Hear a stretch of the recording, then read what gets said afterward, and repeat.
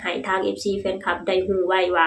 ทางครอบครัวศรีวิไลขอบคุณทาง FC แฟนคลับด้วยหัวใจที่มาสนับสนุนและคอยสนับสนุนครอบครัวศรีวิไลตลอดมาเนาะพี่น้องเนาะสบายดีพี่น้องสวัสดีค่ะพี่น้องจ้ามื้อนี้ก็มาพบพ่อกับซ่องสาวตุ๊กชาแนลอีกคือเก่าเด้อมามื้อนี้มาพอกันยามเที่ยงเด้อพี่น้องพากันกินข้าวกินน้ำแล้วหรือยังพี่น้องส่วนตุ๊กน่ะยังบ่ได้กินเนาะพี่น้องเนาะว่าจะอัดคลิปแล้วนี่แหละถึงจะไปทำกับข้าวหรือไปเฮ็ดกับข้าวกินเนาะพี่น้องเนาะและเมนูที่จะเฮ็ดมื้อนี้นั่นก็คือป่นปลาทูพี่น้องเอ้ยบ่ฮู้สิกินหยังพี่น้องเนาะอาหารการกินในแต่ละมื้อก็ยากพี่น้องกินแต่ซีนแต่ไข่หลายก็เบื่อพี่น้องแบบว่าอยากหากินไปแนวอื่นนะพี่น้องพวกเฟอบ่พวกแกงหน่อไม้บ่ไปแบบนี้นะพี่น้องเฮากินแต่แนวเก่าๆหลายเฮาก็ค่อนข้างเบื่อเนาะพี่น้องเนาะนี่แหละพี่น้องพออัดคลิปอันยังแล้วเรียบร้อยแล้วก็จะพากันไปเฮ็ดอยู่เฮ็ดกินแล้วเนาะพี่น้องตอนนี้คนน้อยก็น่าจะหิวข้าวแล้วเนาะพี่น้องเนาะแต่ก่อนจะไปกินข้าวกินน้ำไปเฮ็ดกินก็คือเฮามาติดตามข่าวของครอบครัวศรีวิไลคือเก่าพี่น้องติดตามความเคลื่อนไหวของครอบครัวศรีวิไลคือเก่าเนาะพี่น้องเนาะคือทางพ่อครูศรีวิไลพี่น้องคือเพิ่นได้โพสต์ลงเนาะพี่น้องเนาะสาวตุกก็ได้เห็นที่เพิ่นได้โพสต์ลงพี่น้องเกี่ยวกับงานการแสดงเกี่ยวกับงานกับเพลงของน้องธิดาราอยู่แหละพี่น้องเป็นเพลงใหม่ล่าสุดที่กำลังจะมาให้พวกเฮา FC แฟนคลับได้ชมได้ฟังเนาะพี่น้องเนาะซึ่งเพลงนี้ก็คือเพิ่นจะเล่าเรื่องราวเกี่ยวกับชีวิตของน้องธิดาราเนาะพี่น้องเป็นจำปาบ่ลืมต้นเนาะพี่น้องเกี่ยวกับชีวิตของน้องธิดาราที่คล้ายๆแบบว่าได้จากบ้านจากเมืองมา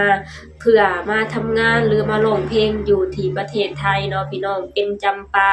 บ่ลืมต้นเนาะพี่น้องถึงน้องจะได้มาอยู่ที่ประเทศไทยมาอยู่ที่เมืองที่เจริญแล้วแต่ว่าน้องยังคิดฮอดคิดถึงบ้านคือเก่าเนาะพี่น้องเนาะคืออยู่ที่สปป.ลาวพี่น้องอันนี้ก็คือทางพ่อครูเพิ่นก็ได้แต่งขึ้นมาเพื่อเล่าเรื่องราวเกี่ยวกับชีวิตของน้องธิดาราเนาะพี่น้องสตุกก็เห็นแค่คำว่าจำปาบ่ลืมต้นนี่ก็จินตนาการไปหมดแล้วพี่น้องว่าต้องเป็นเพลงที่ซึ่งแล้วก็แบบว่าเป็นเพลงที่เกี่ยวกับชีวิตของน้องธิดาราถึงจะจากบ้านมาดนแต่น้องยังคิดฮอดคิดถึงบ้านคือเก่าเนาะพี่น้องเนาะจำปาบ่ลืมต้นเนาะพี่น้องไปพี่น้องเดี๋ยวเฮาไปอ่านโพสต์นี้ไปนำกันเนาะพี่น้องเป็นโพสต์ของพ่อครูศรีวิไลเนาะพี่น้องเนาะพี่น้องพ่อครูศรีวิไลเพิ่นได้โพสต์ลงเมื่อ12ชั่วโมงที่แล้วเนาะพี่น้องเนาะนี่พี่น้องบ้านศรีวิไลขอบพระคุณน้ำใจพี่น้องที่ส่งเสริมสนับสนุนทุกช่องทางอย่างสุดหัวใจครับกับงานเพลงใหม่ที่กำลังเตรียมเผยแพร่จำปาบ่ลืมต้นเนาะพี่น้องบอกเล่าเรื่องราวดวงจำปาดอกน้อยๆที่ปลิวตามสายลมมาตกลงในอ้อมใจพี่น้องครับเนาะพี่น้องก็จะเป็นประมาณนี้เนาะพี่น้องเนาะคือทางพ่อครูศรีวิไลเพิ่นก็แต่งขึ้นมาเพื่อขอบคุณทาง FC แฟนคลับทุกๆช่องทางเนาะพี่น้องที่ฮักและคอยสนับสนุนครอบครัวศรีวิไลตลอดมาเนาะพี่น้องเพิ่นก็แต่งเพลงนี้ขึ้นมาให้ทาง FC ได้รับได้ชมคือเก่าแหละพี่น้องแต่งขึ้นมาเพื่อให้ทาง FC แฟนคลับได้รู้ไว้ว่าทางครอบครัวศรีวิไลน่ะยังนำลึกถึงและก็รู้สึกขอบคุณในความรักในความแพงในความสนับสนุนของ FC แฟนคลับอยู่เสมอเนาะพี่น้องเนาะเพราะว่าทางพ่อครูเพิ่นก็รำลึกถึงเสมอพี่น้องถ้าหากว่าครอบครัวศรีวิไลหรือน้องธิดาราน่ะบ่มีทาง FC แฟนคลับคอยสนับสนุนคอยรักคอยห่วงใยนะทางครอบครัวศรีวิไลก็คือสิบ่มาไกลถึงขนาดนี้เนาะพี่น้องสตุกก็พอได้ฟังเรื่องราวที่ทางพ่อครูเพิ่นได้โพสต์ลงสตุกก็จินตนาการไปหมดแล้วล่ะพี่น้องว่าทางครอบครัวศรีวิไลและพ่อครูแต่งเพลงนี้ขึ้นมาด้วยหัวใจคือเก่าเนาะพี่น้องด้วยหัวใจที่อยากสื่อสารอยากให้ทาง FC แฟนคลับได้รู้ว่าทางครอบครัวศรีวิไลขอบคุณทาง FC แฟนคลับทุกคนด้วยหัวใจเนาะพี่น้องอยากให้ทาง FC แฟนคลับได้รู้ไว้ว่าทางครอบครัวศรีวิไลขอบคุณทาง FC แฟนคลับด้วยหัวใจที่ มาสนับสนุนและคอยสนับสนุนครอบครัวศรีวิไลตลอดมาเนาะพี่น้องเนาะป้าพี่น้องเดี๋ยวเราไปอ่านคอมเมนต์กันเนาะพี่น้องอ่านคอมเมนต์ของ FC แฟนคลับว่ามีคอมเมนต์หยังแหน่ที่มาคอมเมนต์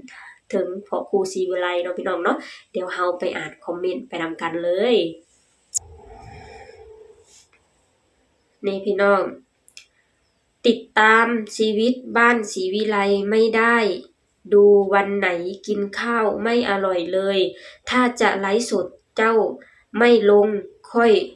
เกาะบ่หนีไปใสนะพี่น้องรอฟังครับตั้งตารอชมและสนับสนุนบ้านศรีวิไลรอติดตามครับรอชมผลงานเด้ออันนี้ก็คือสติกเกอร์หัวใจเนาะพี่น้องส่วนมากมีแต่สติกเกอร์หัวใจพี่น้องเอ้ยโอ้นี่ส่วนมากมีแต่สติกเกอร์หัวใจพี่น้องเอ้ยคือแบบว่าในแบบว่าสตุกเองก็เข้าใจใน